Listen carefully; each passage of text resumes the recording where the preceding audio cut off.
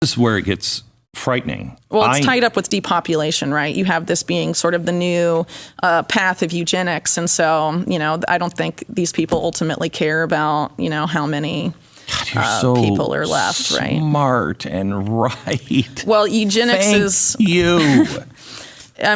People like to act like eugenics disappeared, and it hasn't. It's just rebranded. And if you look at the history, it's very clear, and it's very disconcerting. That's why everything you're seeing that is coming out of policy all over the world, all of the World Economic Forum seems so Malthusian. Look at Canada, the medically assisted death. Originally, it was going to be for terminally ill people. Now, people are pitching it to homeless people in Canada, saying, "You're too poor to live. Do you want to kill yourself?"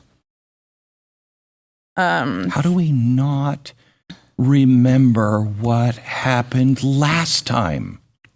Well, I think some of these people, you look at the Rockefellers, they funded what happened last time. There's sort of these mergers, because there's many of them, of Silicon Valley companies and big pharma. They're framing it as healthcare, but it's eugenics being framed as healthcare. And it's really...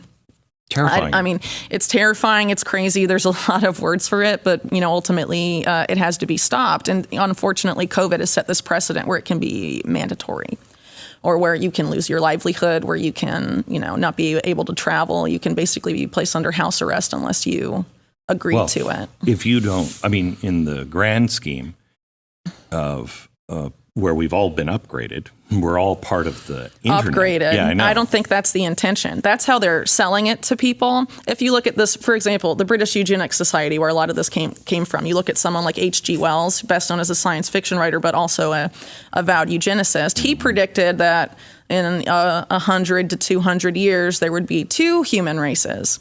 There would be the upgraded, augmented elite who were intellectual and attractive and, were the ones that did everything. And then a dwarf-like, troll-like, squat underclass that eats bugs.